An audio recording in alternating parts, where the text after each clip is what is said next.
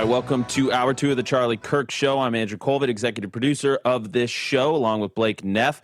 Really exciting Hour 2, actually. We're going to get a little deeper, more, I don't want to say philosophical, but this is going to be a smart, elevated hour because we're talking about some of these themes in American life, especially the modern American life, that kind of go under the radar, but they're having a profound impact on your taxes, the way your government spends money, some of the fraud that's happening.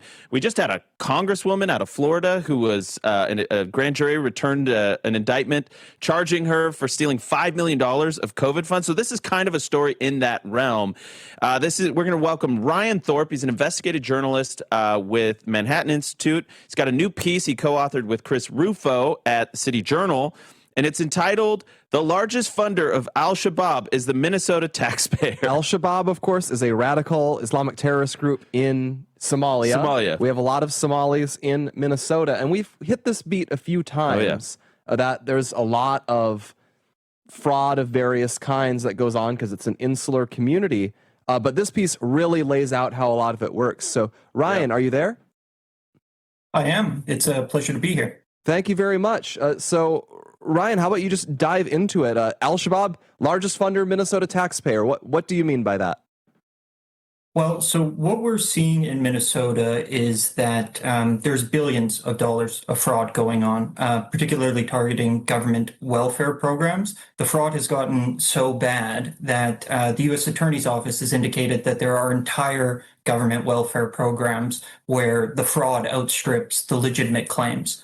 These large-scale fraud rings to date have largely been concentrated in Minnesota's Somali community. But this is an inconvenient fact that progressive politicians in Minnesota, and I would also say the mainstream media, has been unwilling or unable to acknowledge. And over the course of our investigation for City Journal, we developed several counterterrorism sources, law enforcement sources, who confirmed to us that some of these stolen funds, millions of dollars, are being sent abroad through Hawala networks, which are informal money transfer networks that are popular in Islamic countries.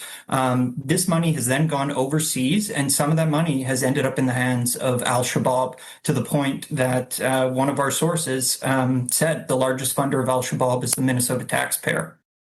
Well, can I just read? I just want to give you some kudos here, right? Because this is your opening. You had me at hello kind of moment. Your opening to this article is just so blunt and to the point. I love it. I have to read it. Minnesota is drowning in fraud.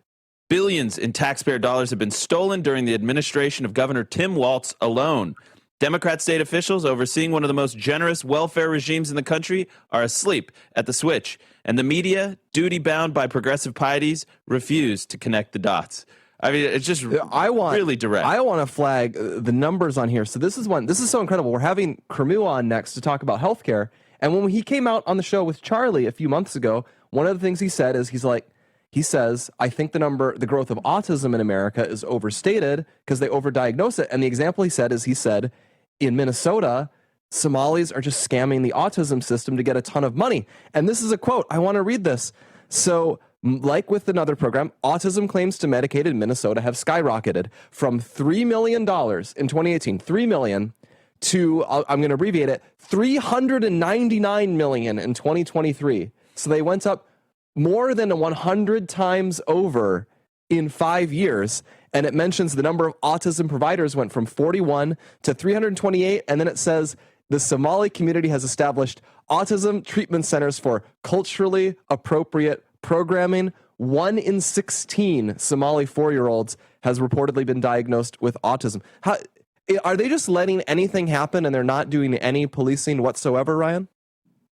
Well, it's very clear with these government programs that there weren't many checks and balances that were built into the system, and that this was done by design. I mean, this was done purposefully to help facilitate money going out the door, ostensibly to people in need. And what's interesting about the autism fraud case, the first indictment that's come down, the U.S. Attorney's Office indicates that more indictments will be coming, is that it is very clear the extent to which this fraud scheme penetrated the wider Somali community. So this wasn't just a bad apple. The woman accused in this case would approach members of the Somali community in Minnesota who had children. She would sign them up for autism services. If the child wasn't autistic, she would get them a fraudulent diagnosis, and then kickbacks would be paid to Somali parents in the state who had signed up their children for fraudulent autism services. And the U.S. Attorney's Office noted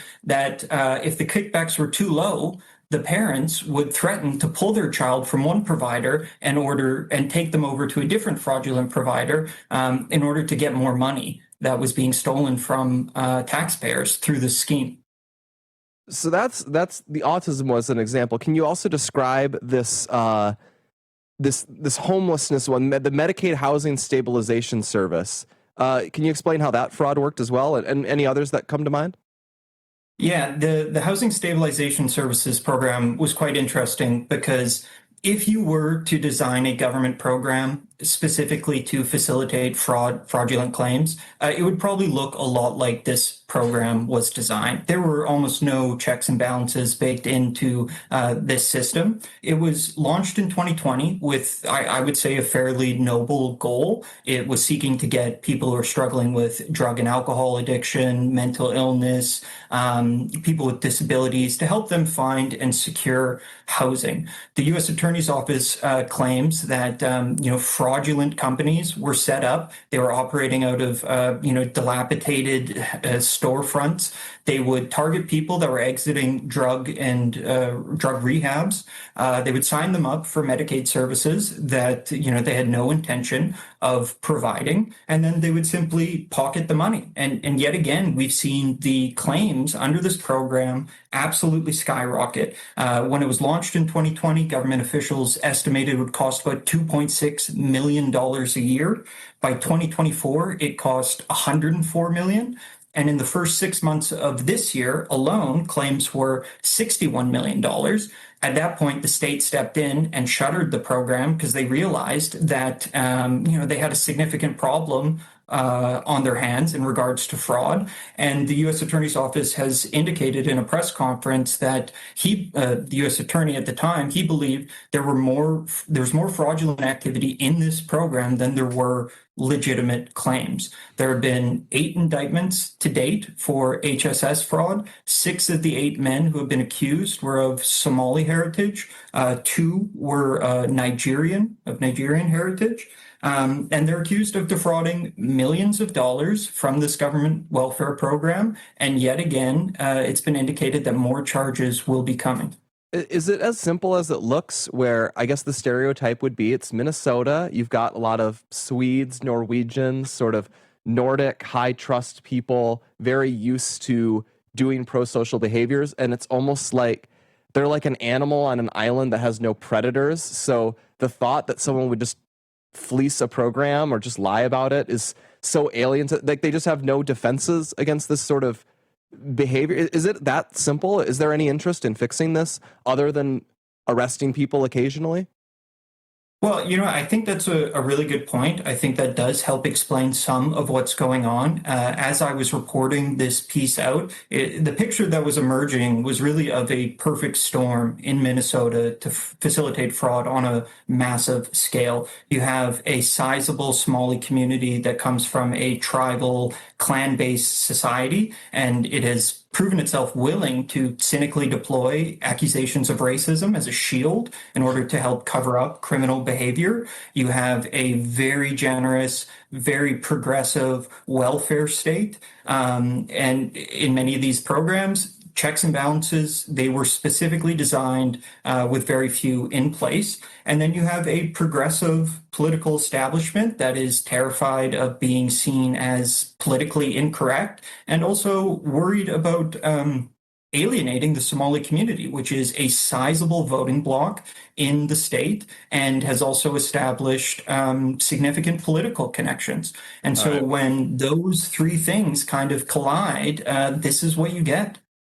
We're going to have more on this with Ryan Thorpe from City Journal Manhattan Institute in just a second. First, I want to tell you about the Culture and Christianity, the Alan Jackson podcast with our friends at Alan Jackson Ministries. What makes this podcast unique is Pastor Alan's biblical perspective. He takes the truth from the Bible and the scriptures and applies them to issues we're facing today: gender confusion, abortion, immigration, Doge, Trump in the White House, issues in the church. Nothing is off limits. They go straight at it, and they don't just discuss the problems. In every single episode, they give you practical things that you can do to make a difference and put your faith to work.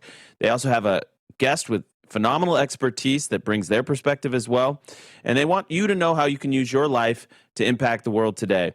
Culture and Christianity podcast, the Alan Jackson podcast. You can also find out more about Alan Jackson Ministries at alanjackson.com/Charlie. We'll be right back.